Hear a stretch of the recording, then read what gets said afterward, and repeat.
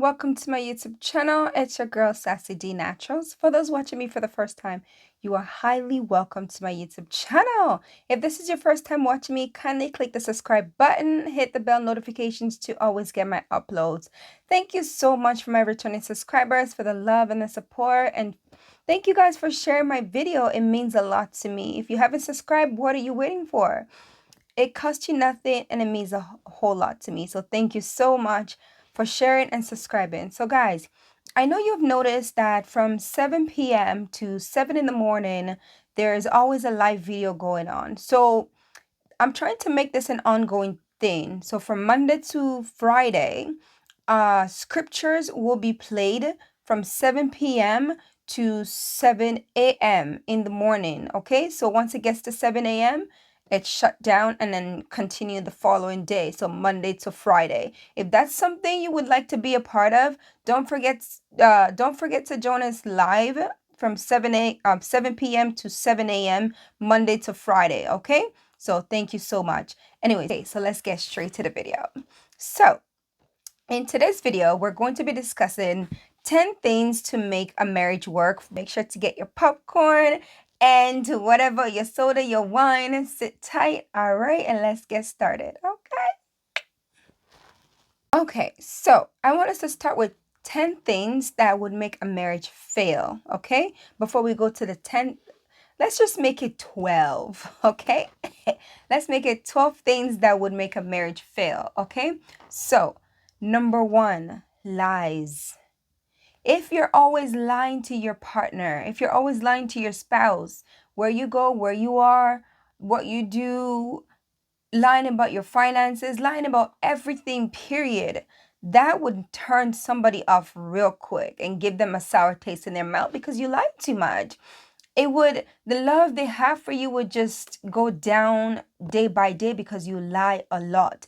That would really put a dent on the marriage. Okay, so it is always best to be honest with your spouse.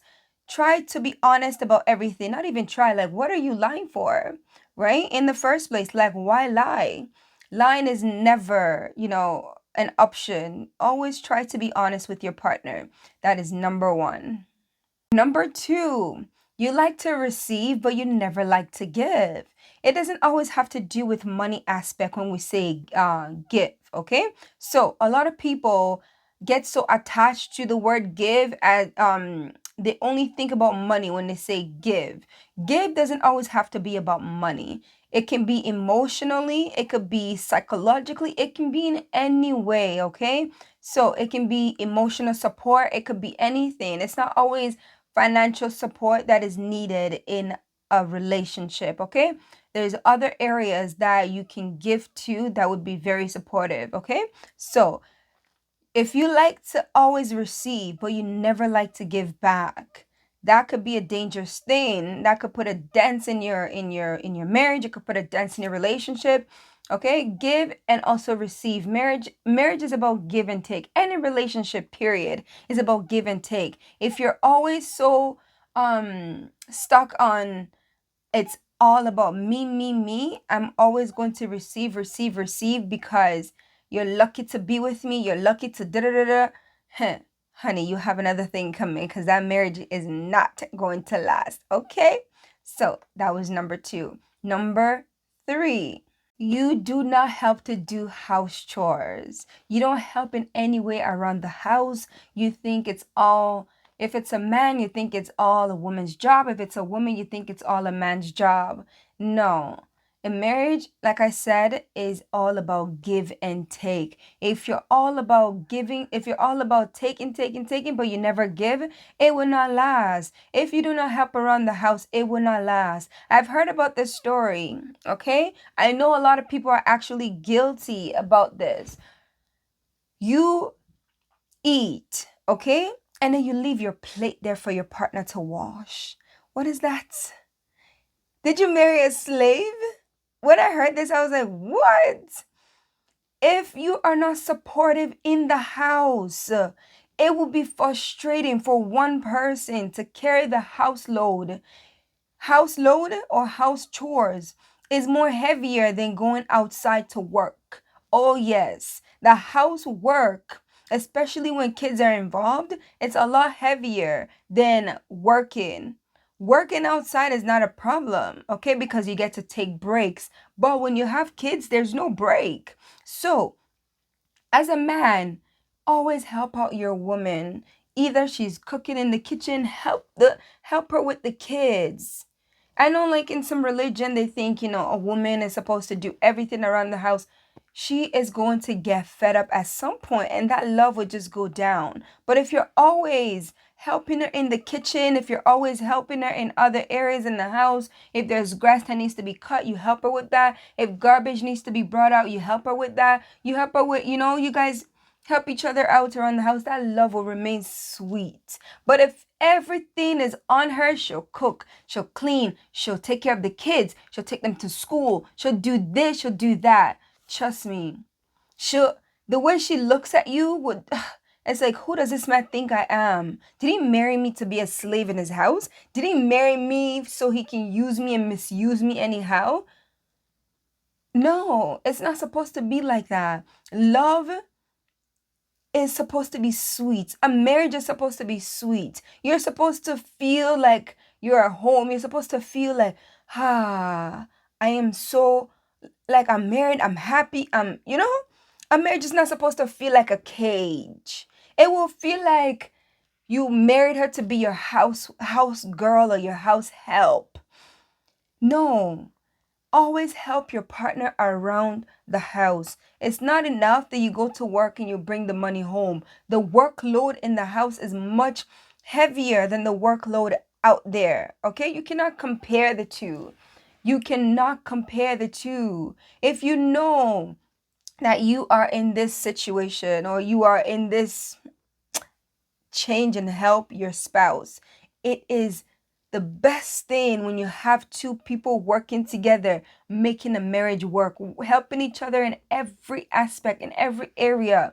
Okay, the marriage will go so smoothly. It's not about, I see some people even attach the word modern day women. Modern day women always want help. Modern day women always want this.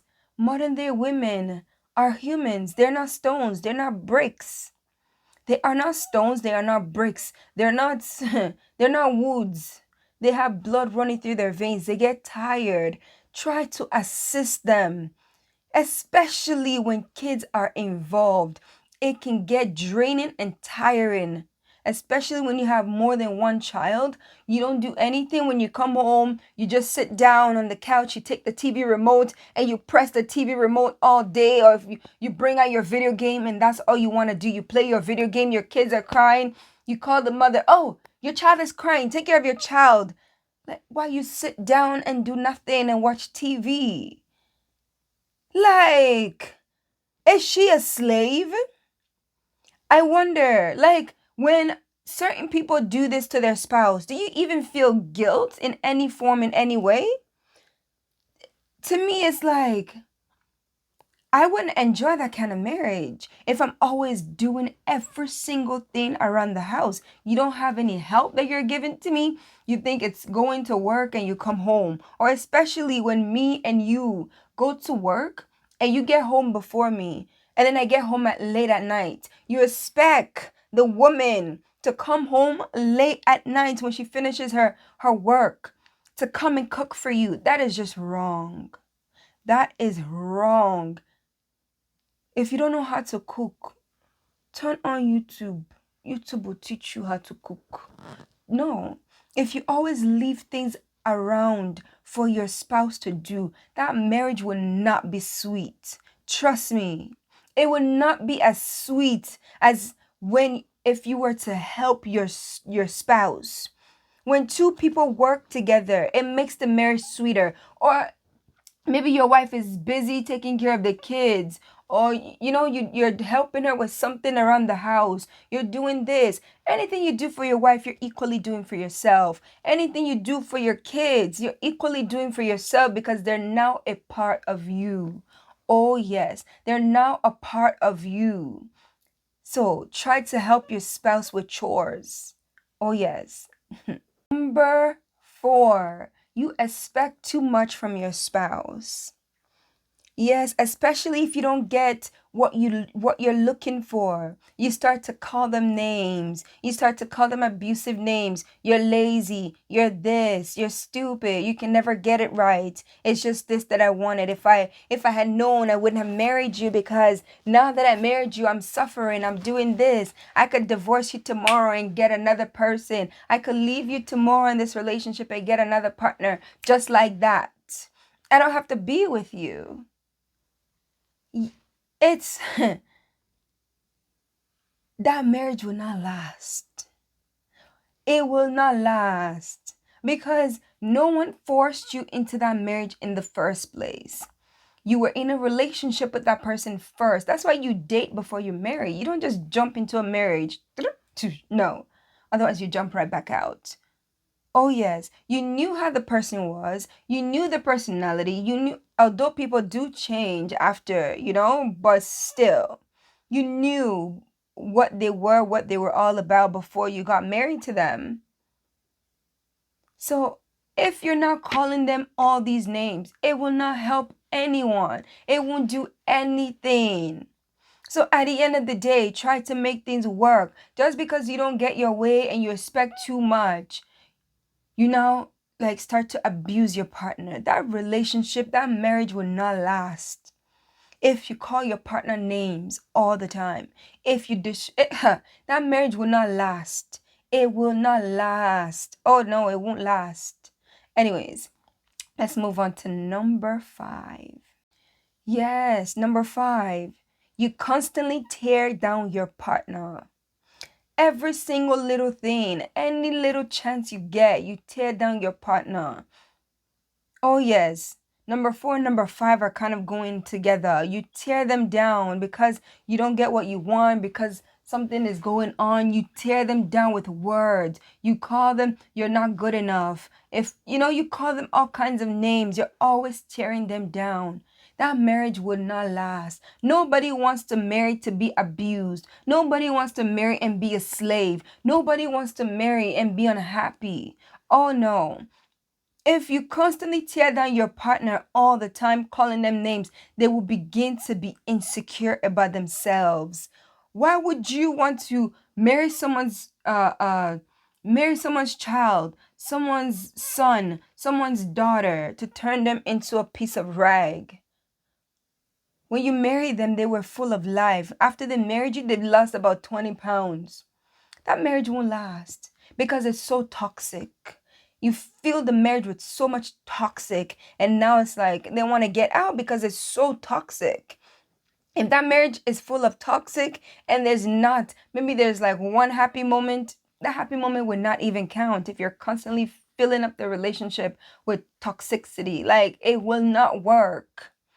It will not work. Anyways, moving on to the next one. Number 6, you constantly hold a grudge.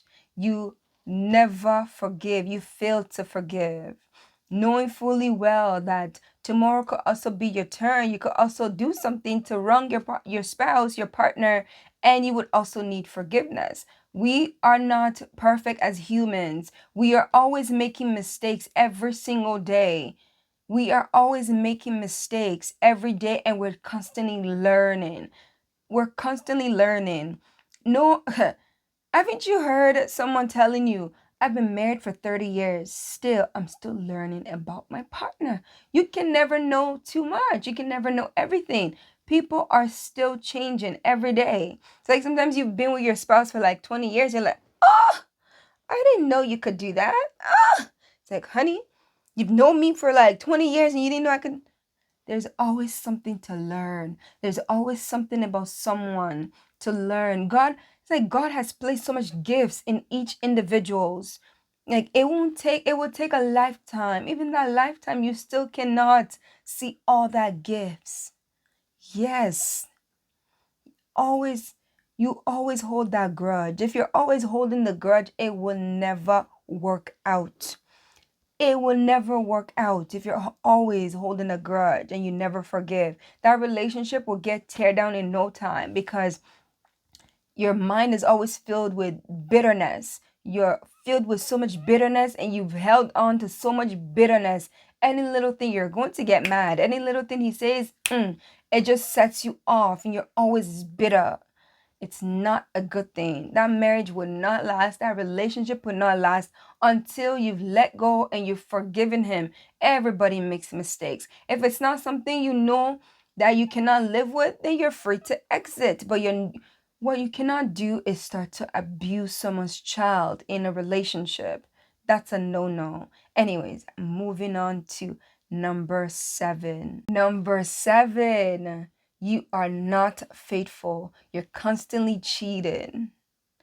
If you are constantly cheating on your partner and they constantly catches you, especially they see condoms in your bag or they're washing your clothes, they're doing your laundry, they see condoms. Some people, it's a no-no for them. There's no forgiving in that area. Once they catch you, you're done.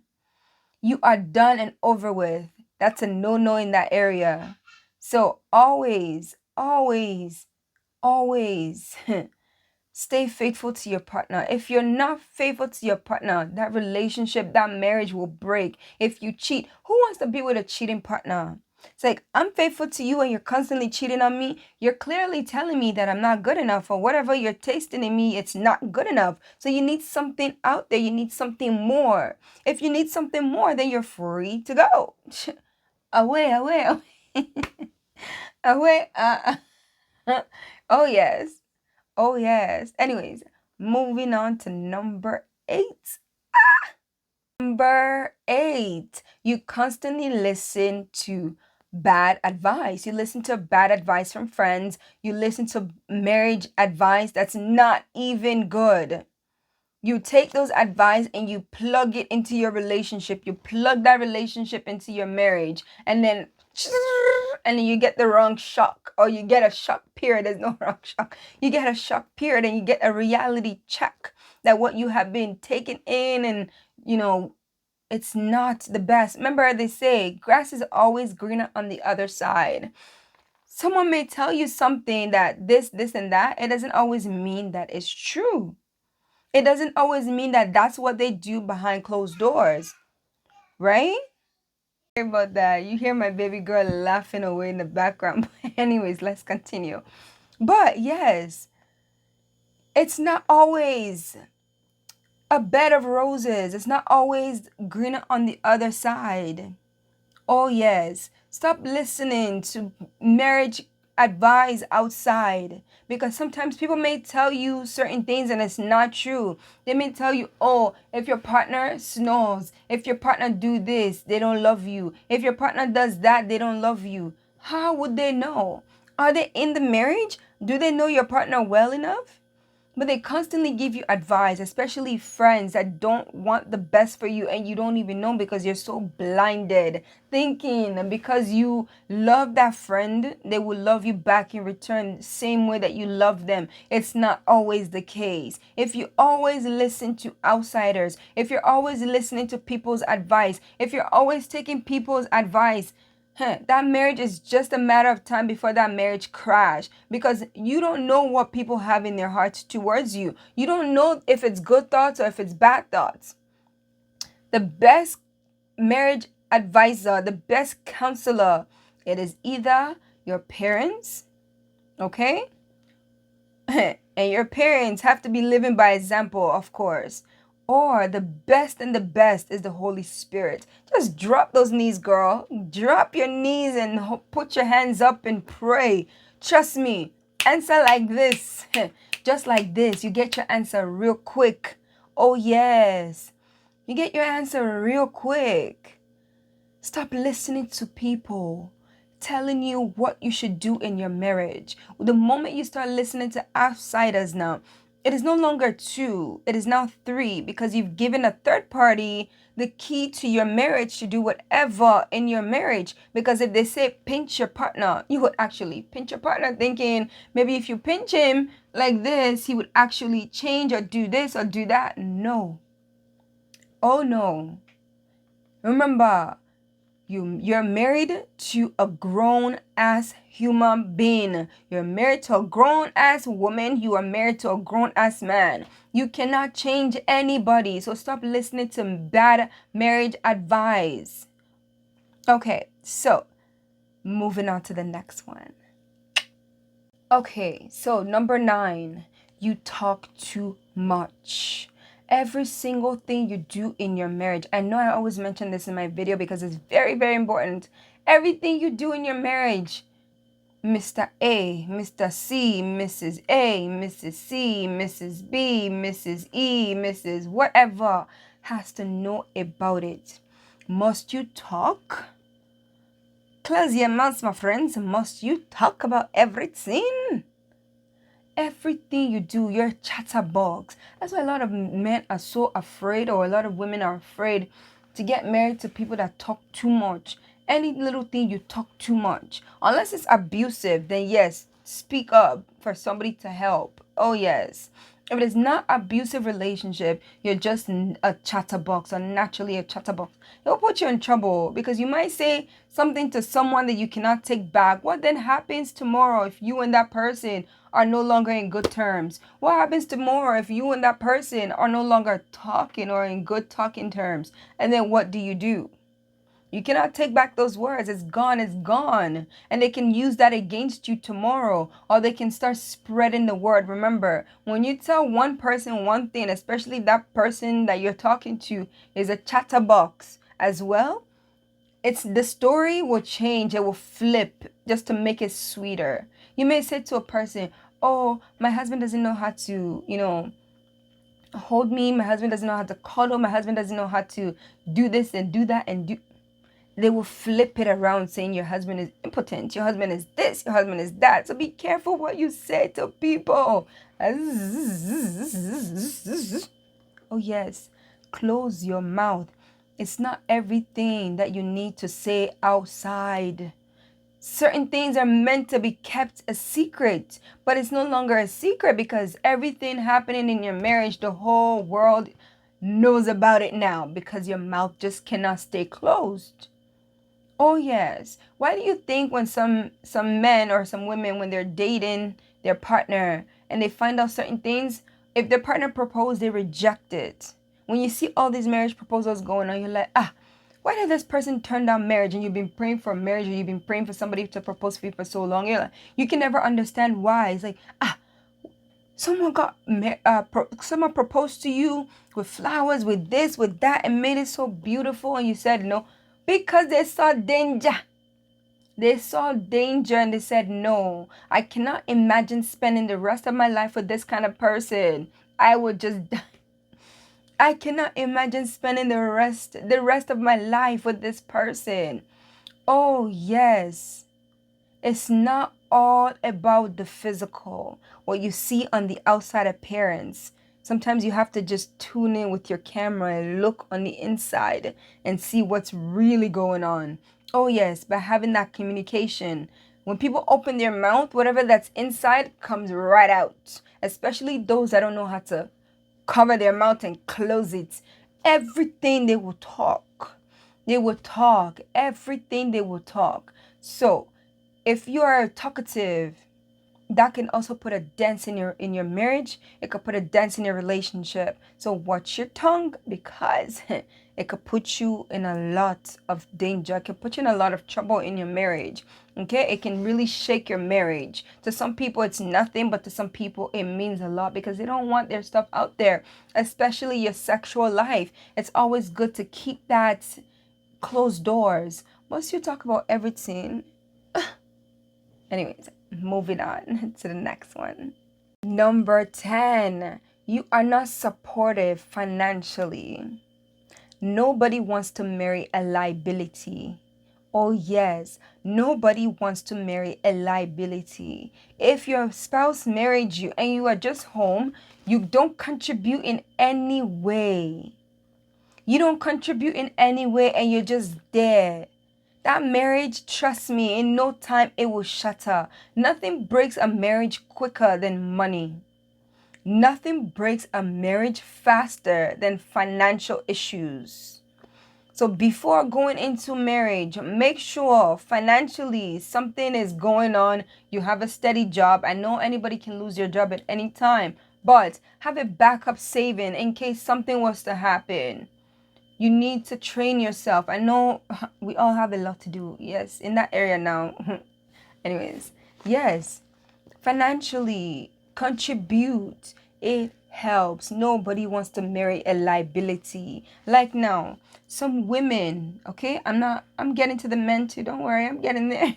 Some women will marry a man, okay, that don't have anything, and yet it will still work because they saw that that man was hardworking, right? So when they marry, the man, uh brings himself or sweeps himself up, gets a job, and then they work together to make it work. In other cases now, it's not always the case. That's why I said you have to study your partner and know who your partner is. Oh, yes. Some women will even go as far as marrying a man that, oh my goodness, they would just tell, okay, I will be responsible for everything. Just marry me. If you get yourself into that kind of a relationship, it will never work because that man will just feel like you're nothing to him. You're just his money bank. Because a man is supposed to be a provider and a protector by nature. If you're doing that for them, you're stripping them of something that was crowned on them. You're stripping them of it. By nature, a man is a protector and a provider. By nature, a woman is a nurturer. Oh, yes. So, know your place. A man must know his place in a relationship, in a marriage. A woman must also know her place in a relationship and in a marriage. Uh-huh. Oh, yes. So don't step in by doing what a man is supposed to do, and do not step in by doing what a woman is supposed to do. If you take each other's roles, it will not work out. It will never work. If you step into each other's roles, it will never work. Okay, so moving on to the next one. Number 11. Guys, this one is major because a lot of couples complain about this all the time. Okay? So, number 11, you are not playful with your partner. Yes, you're always so serious. You're not playful. You come home and you're serious. When you're out there, you're always joking. People see you as a joker. People see you as a playful person. People see you as a nice person. But when you come home, your face is always so serious as if you ate something sour. And when you see your spouse or your children, you're always so serious. Like, where's my food? What's going on here? You're always so serious, like constant, like, no.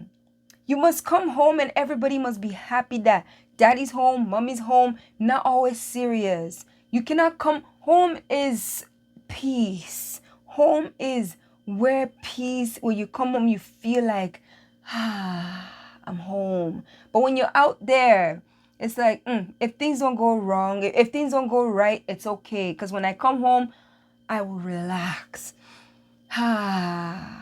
Yes, that's how home should feel. You shouldn't come home and feel like this one serious person. You don't play with your spouse. You're not playful. You're always so serious every single time, as if you're a soldier. No, be playful with your spouse. Be playful. Do things that will make your partner smile.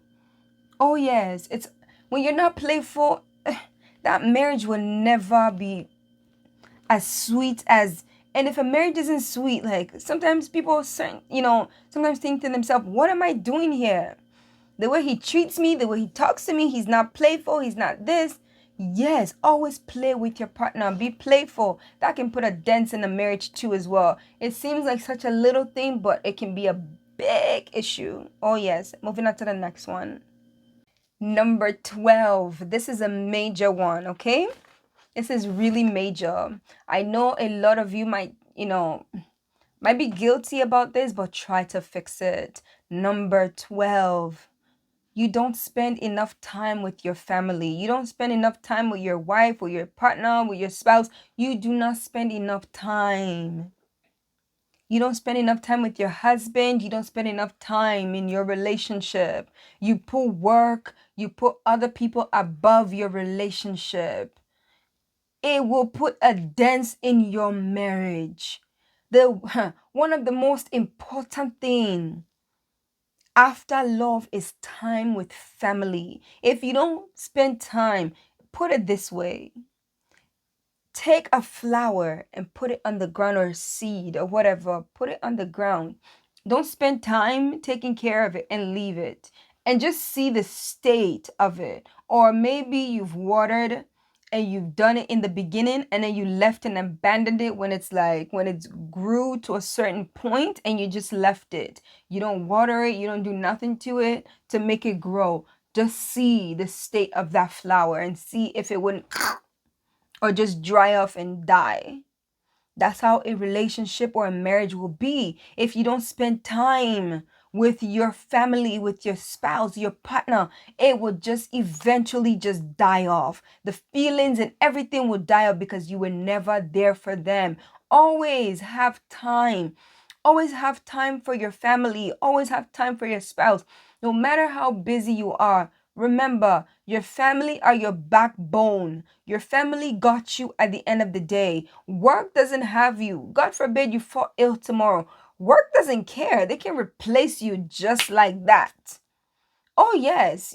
Always look at yourself as a replacement when you are at work. But when you're at home in your family, nobody can replace you no matter what. No one can replace you. Home is home. Do not mix home and work. When you're at work, you leave work. When you're at home, home is home. Do not bring your work to home. Because when you do that, you will never have enough time. Or you bring the matter of work, you bring it home. Unless it's a stressful thing once in a while, that's fine. But if you're constantly bringing things that happen at work to home, sometimes it gets boring. It's like, okay, must we talk about your work all the time? If you're stressed, once in a while, speak to your spouse about it or whatever that's going on at work, whatever. But constantly, no, it's a no no. Always spend time with your family. Always spend time with your spouse. If you do not spend enough time with your family, it can put a big dent, okay, and break that relationship really quickly. Okay, I know we said 12 reasons, okay, but I'm just going to throw one more in there. Sorry, guys. I know there's so many reasons, but hey. So many people are just going through, stuff like this. So I felt like it was important to place this into the list as well. Okay. So this last one, I know a lot of people, a lot of women, especially women, are in this one.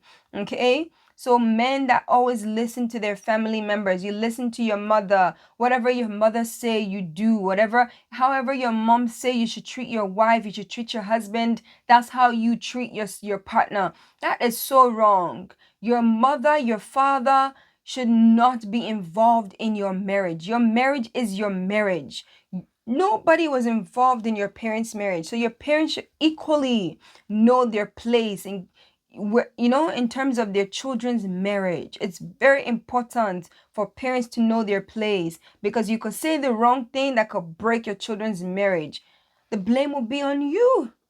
If you're constantly listening to your mother and you're treating your wife according to how your mother said to treat, or you listen to your relatives telling you, oh, a man doesn't help around the house, a man doesn't do this, if a man does this, he's a weakling, if a man does that, leave it. Tell them, leave it. I like it like that.